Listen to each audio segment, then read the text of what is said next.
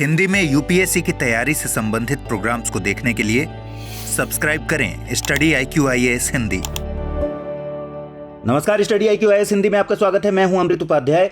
एक बहुत ही इंपॉर्टेंट खबर आई है मनरेगा से जुड़ी हुई, जिसे हम कहते हैं Mahatma Gandhi national rural employment guarantee scheme, और प्रचलित बोलचाल में कह जाते हैं इसको मनरेगा। तो पहली बार सेंटर ने, केंद्र सरकार ने मनरेगा के ऊपर 6 महीने के खर्च की एक लिमिट तय कर दी है, कैप लगा दिया है फाइनेंशियल ईयर 2025-26 के अंतर्गत। और ये कैप लगा है 60% का। इसका मतलब 86,000 करोड़ रुपए जो एलोकेटेड हैं इस साल के लिए 2025-26 के लिए, और अब तक का सबसे बड़ा एलोकेशन है ये मनरेगा के लिए, उसका 60% जो पैसा है 6 महीने के लिए मिलेगा, और 40% जो पैसा मिलेगा वो अगले 6 महीने के लिए खर्च करने के लिए मिलेगा।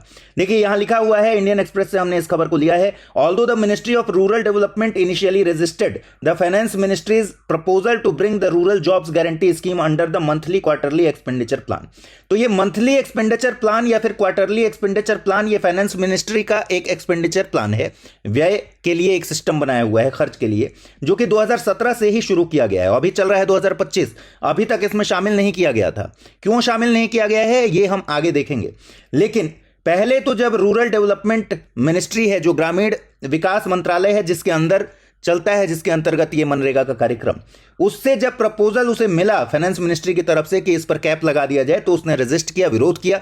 लेकिन अल्टीमेटली फाइनेंस मिनिस्ट्री ने कहा कि भाई इसको इसी कैपिंग में ले आना पड़ेगा, मंथली एक्सपेंडिचर प्लान और क्वार्टरली एक्सपेंडिचर प्लान में ले आना पड़ेगा।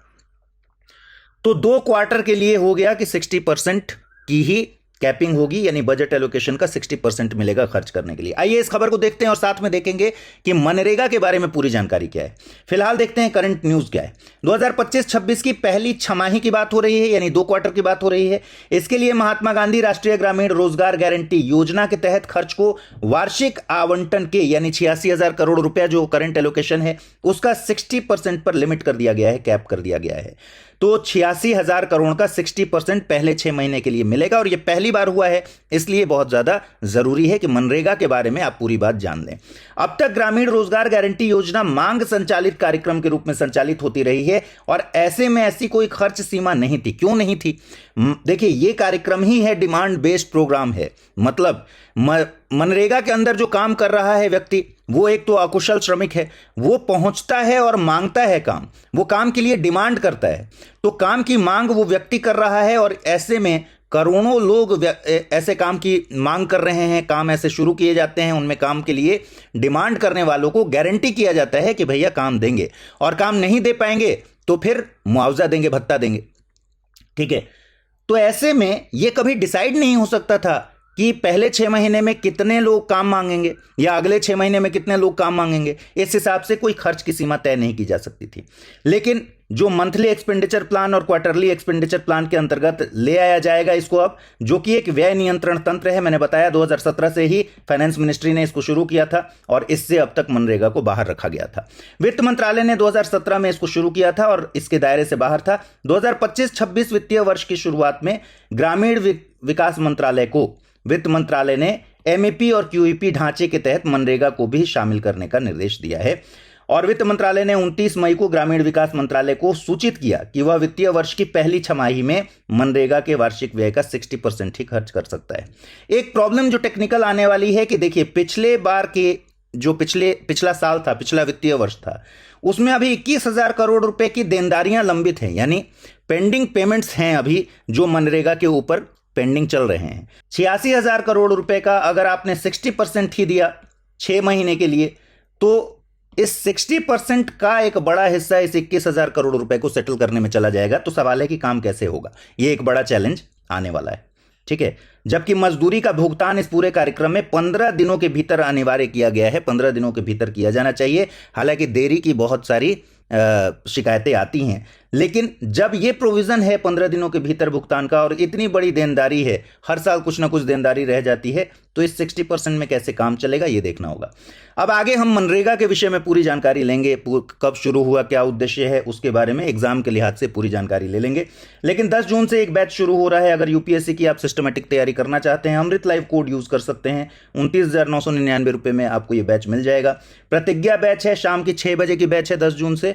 और अगर आप इसमें एडमिशन लेना चाहते चाहते हैं तो करना क्या होगा, इसी वीडियो के डिस्क्रिप्शन बॉक्स में जाइए और उस पर एक लिंक दिया हुआ है कोर्स का, उस पर जाइए, पूरी जानकारी लीजिए, अमृत लाइफ कोड यूज कीजिए और एडमिशन ले लीजिए। अब आ जाइए मनरेगा के विषय में, जो जानकारी आपको परीक्षार्थी होने की वजह से होना चाहिए। सितंबर 2005 में एक्ट लागू हुआ, ध्यान रखिएगा ये एक्ट है। मनरेगा क्यों कहते हैं, क्योंकि लास्ट का ए एक्ट है दरअसल।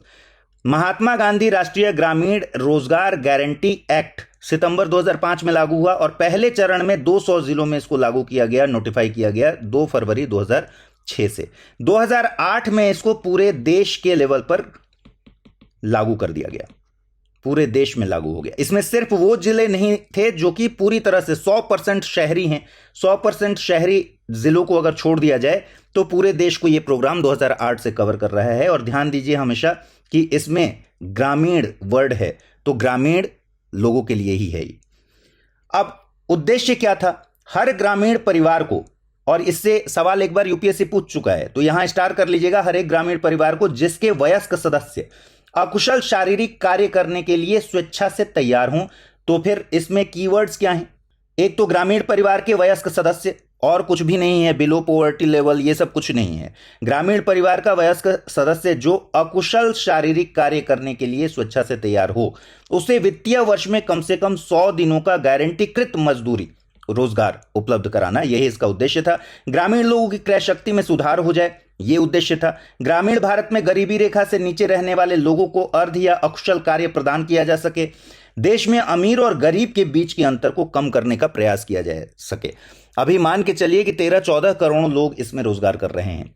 मनरेगा की विशेषताओं की बात करें अगर और भी, तो एक मांग आधारित कार्यक्रम है। जैसा कि मैंने बताया, मांग आधारित कार्यक्रम का मतलब कि जिसे काम चाहिए वो डिमांड कर सकता है काम की।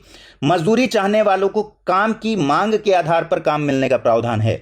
और मान लीजिए आपने डिमांड किया और आपको काम उपलब्ध नहीं करा पाई राज्य की सरकार, या फिर मजदूरी के भुगतान में देरी हुई, तो फिर दोनों ही मामलों में भत्ता और मुआवजा के लिए कानूनी प्रावधान है, इसी एक्ट में प्रोविजन किया गया है।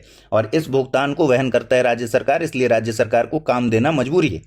पहले के वेतन रोजगार कार्यक्रम जो भी होते थे वो आवंटन आधारित थे, मतलब सरकार आवंटित करती थी आपको काम। 2 तरीके से काम हो सकता है, एक आप जा रहे हैं काम मांगने और आपको गारंटी दिया गया है कि भैया तुमको रोजगार मिलेगा ही मिलेगा। दूसरा, मैंने काम आवंटित किया और उसमें एक निकाल दिया भाई कि एक हायरिंग निकाल दी कि आप आइए आकर काम कीजिए, तो वो एक अलग मॉडल है। यहां काम आवंटन आधारित नहीं है रोजगार कार्यक्रम, बल्कि मांग संचालित कार्यक्रम है ये। केंद्र से राज्यों को संसाधन हस्तांतरण प्रत्येक राज्य में रोजगार की मांग पर आधारित है।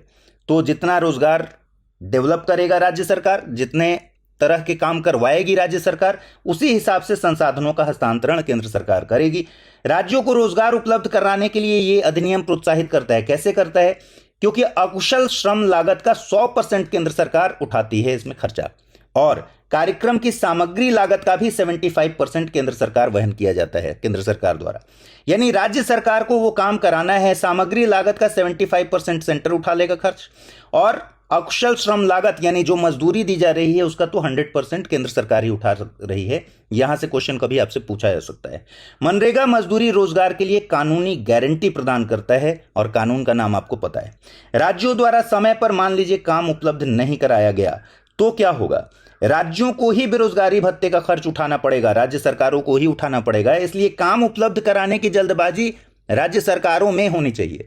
अगर किसी ने काम मांगा और राज्य सरकार काम उपलब्ध नहीं करा पा रही है 100 दिनों की, तो फिर उसका भत्ता और का जो खर्च है वो केंद्र सरकार वहन नहीं करेगी, उसका भार किस पर आ जाएगा, राज्य पर आ जाएगा। तो इस बात को ऐसे याद रखिए कि जो मजदूरी है अकुशल श्रम लागत वो 100% सेंटर उठाता है, लेकिन अगर समय पर काम उपलब्ध नहीं कराया गया तो बेरोजगारी भत्ता स्टेट उठाता है। और ग्राम पंचायतों को लागत के हिसाब से कम 50% काम पूरा करना होता है। ठीक है, कार्यों की प्रकृति और पसंद, हर कार्य को शुरू करने का क्रम, साइट का चयन, इन सब के बारे में योजनाएं, निर्णय सब कुछ ग्राम सभा की खुली बैठकों में होना चाहिए और ग्राम सभा द्वारा अनुमोदित किए जाने चाहिए, ग्राम पंचायत द्वारा। मध्यवर्ती पंचायत और जिला पंचायत स्तर पर जो भी शामिल किए गए हैं कार्य, उनकी भी प्रशासनिक स्वीकृति ग्राम सभा के द्वारा ही अनुमोदित और प्राथमिकता उसको दी जानी चाहिए। ग्राम सभा पहले उन्हें स्वीकार करेगा, संशोधित कर सकता है और अस्वीकार भी कर सकता है। तो ग्राम सभा को यहां बहुत मजबूत बनाने की कोशिश की गई है। इस बात को ठीक से समझ लीजिए आप कि योजनाओं के बारे में साइट का चयन हो, शुरू करने का क्रम होगा क्या, काम का कार्यों की प्रकृति क्या होगी, पसंद क्या होगी, ये सब ग्राम सभा की बैठकों में तय होता है। और मध्यवर्ती और जिला पंचायत के स्तर पर अगर कार्यों को प्रशासनिक स्वीकृति दिया जाएगा, उससे पहले ग्राम सभा उसको अनुमोदित करेगी। ग्राम सभा हो सकता है उसको अस्वीकार भी कर दे। तो ये पूरा जो तंत्र बनाया गया है ये नीचे से ऊपर की ओर जन केंद्रित है, ठीक है, बॉटम टू टॉप है, टॉप टू बॉटम नहीं है, और मांग संचालित संरचना है। इसका अर्थ है कि मनरेगा की सफलता के लिए जिम्मेदारी का जो बड़ा हिस्सा है वो मजदूरी चाहने वालों पर, ग्राम सेवकों पर और ग्राम पंचायतों पर है कि मनरेगा किस तरह सफल होता है। मनरेगा के परिणामों पर केंद्रीय रोजगार गारंटी परिषद द्वारा तैयार की जाती है रिपोर्ट, वार्षिक रिपोर्ट, और केंद्र सरकार उसको संसद में प्रतिवर्ष प्रस्तुत कराती है और यह आवश्यक है, इस एक्ट में लिखा हुआ है। तो केंद्रीय रोजगार गारंटी परिषद वार्षिक रिपोर्ट को संसद में हर वर्ष प्रस्तुत कराती है केंद्र सरकार। इसी तरह राज्य की रोजगार गारंटी परिषद जो है उनकी वार्षिक रिपोर्ट को राज्य सरकारें राज्य विधानमंडल में प्रस्तुत कराती हैं। चुनौतियां क्या क्या है मनरेगा के सामने? देखिए, जॉब कार्ड्स को लेकर बड़ी मात्रा में फर्जीवाड़ा चल रहा है। अभी भी मनरेगा डालिएगा तो सबसे पहले खबर यही आएगी कि कहां मिनिस्टर के बेटे ने फर्जीवाड़ा कर दिया और कहां आम लोगों ने फर्जीवाड़ा कर दिया। जॉब कार्ड्स को लेकर फर्जीवाड़े का मतलब है कि कोई व्यक्ति जो एग्जिस्ट नहीं करता है उसके नाम पर जॉब कार्ड बना हुआ है, वो डेटा में, आंकड़ों में काम कर रहा है और उनको पैसा भी दिया जा रहा है, लेकिन वो व्यक्ति हो सकता है 5 साल पहले ही मर चुका हो, एग्जिस्ट ही नहीं करता हो। तो इस तरह के फर्जीवाड़े बहुत ज़्यादा हो रहे हैं। कार्यों की गुणवत्ता पर भी सवाल है कि काम सिर्फ कराने के लिए और दिखाने के लिए ना हो, बल्कि उनकी गुणवत्ता भी बरकरार रहे। और कार्य कई जगह अपूर्ण यानी आधे अधूरे छोड़ दिए गए हैं। राज्य की सरकारों के का निगरानी तंत्र उस पर बहुत मजबूत नहीं है।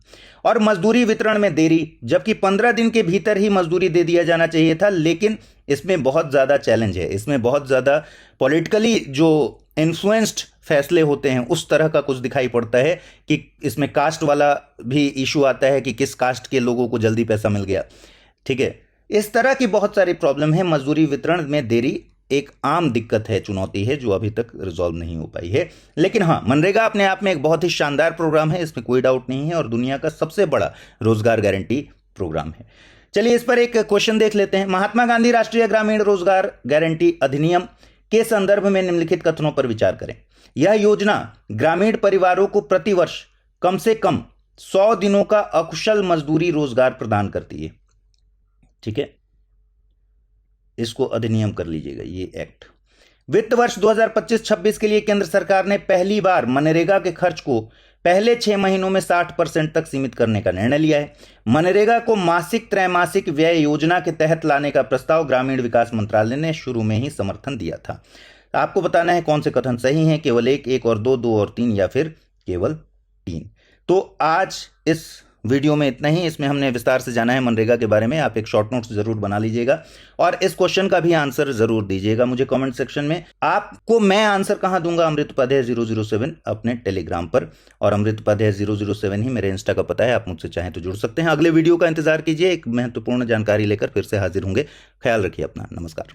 हिंदी में यूपीएससी की तैयारी से संबंधित प्रोग्राम्स को देखने के लिए सब्सक्राइब करें स्टडी IQ IAS हिंदी।